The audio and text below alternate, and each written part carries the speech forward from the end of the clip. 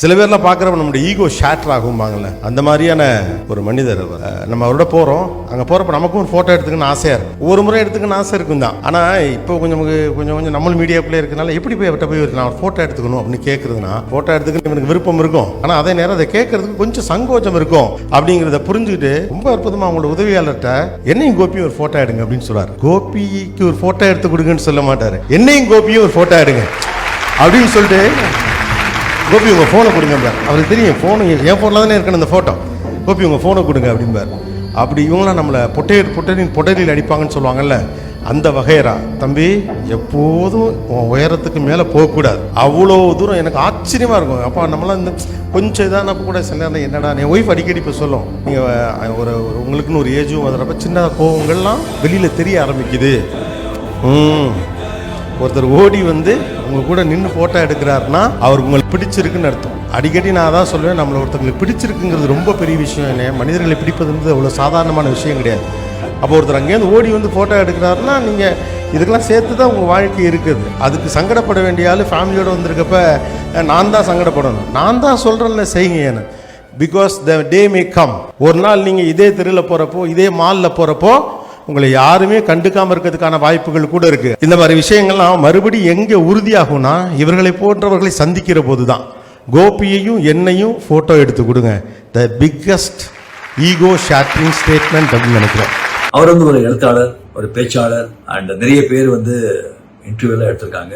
அப்படி இருந்தா கூட அவர் வந்து ஒரு ஆங்கரா தான் எல்லாருக்குமே தெரியும். அவர் வந்து கலைஞரை இன்டர்வியூ பண்ணியிருக்காங்க, ஸ்டாலின், சோசாரு, சுஜாதா அண்ட் ஜெயகாந்தர். ஸோ இவங்க எல்லாருமே வந்துட்டு சாதாரணமாக வந்து ஒன் டு ஒன் யாருக்குமே வந்து இன்டர்வியூ கொடுக்க மாட்டாங்க.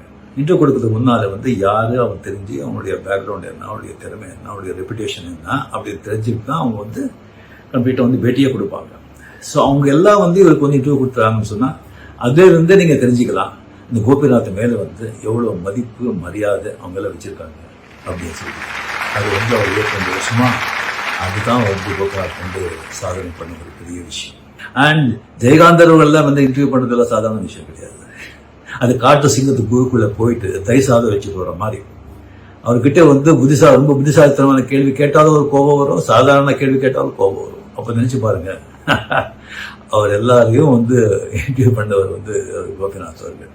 அவர் வந்து அந்த நீயா நானா அது கண்டக்ட் பண்றது வந்து மிகப்பெரிய, அதை பார்க்கறதுக்கே வந்து அவ்வளோ வந்து ஒரு சந்தோஷமா இருக்கும். அதாவது அவருடைய அறிவு கூர்மை வந்து அதுல தெரியுது.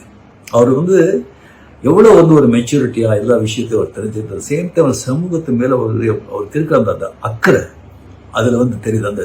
அந்த செலக்ட் பண்ற அந்த சப்ஜெக்ட்லயே இல்லை, அந்த எந்த மாதிரி ஒரு சமூகத்து மேல ஒரு அக்கறை இருக்கு அப்படிங்கிறது அது நல்லா தெரியுது. எதை பத்தி டிஸ்கஸ் பண்ணணும், யாரை கூப்பிடணும், அது எப்படி கொண்டு போகணும் அப்படின்னு அது வந்து கண்டக்ட் பண்ணும்போதே அவர் வந்து அவரே ஜட்ஜா இருப்பாரு, அவரே வக்கீலா இருப்பாரு. அங்கே வந்து சில கருத்து வேறுபாடு வந்தா கூட அதை வந்து அவர் எப்படி சமாளிக்கிற விதமே வந்து அது ஒரு தனி, அது அந்த மாதிரி யாருமே வந்து அவர் எல்லாம் செய்யறதே கிடையாது, செய்யவும் முடியாது. நீயா நான் வந்து கோபிநாத் சொல்லும்போது இப்போ வந்து எந்த இதுல வந்து ஒரு எந்த வந்து விஷயத்தை வந்து எந்த சப்ஜெக்டை அவர் எடுத்துக்கிட்டாரு அப்படிங்கிறதுல நான் வந்து ரொம்ப ஆர்வமா இருப்பேன், ரொம்ப பொறுமையாக அதை நான் பார்க்குறேன். அதுலேயே வந்து எவ்வளோ ஒரு இன்ஃபர்மேட்டிவா எவ்வளோ விஷயங்கள் நமக்கு தெரியுது. அதே வந்து அவர் மக்களுக்கு சேர வந்து மிகப்பெரிய சேவை. அது எல்லாத்தையும் வந்து நீயா நான் பார்த்தீங்கன்னு சொன்னா அவ்வளோ ஜாம்பவான்களை வந்து சும்மா சாதாரண ஆளுங்களை கூப்பிட மாட்டாங்க, அந்த மாதிரி விஷயம் தெரிஞ்ச ஆளுங்களை கூப்பிடுவாங்க. அவங்க எல்லாம் பேசின பிறகு கன்க்ளூசிவா இவரை வந்து அவருடைய கருத்தை சொல்லுவாங்க. அதுல வந்து நீங்க தெரிஞ்சுக்கலாம் அவருடைய பாண்டித்யம் என்ன, அவருடைய மெச்சூரிட்டி என்ன அப்படிங்கிறது. ஸ்பான்டேனியஸா இதெல்லாம் வந்து ஒரு சாதாரண விஷயம் இல்லை.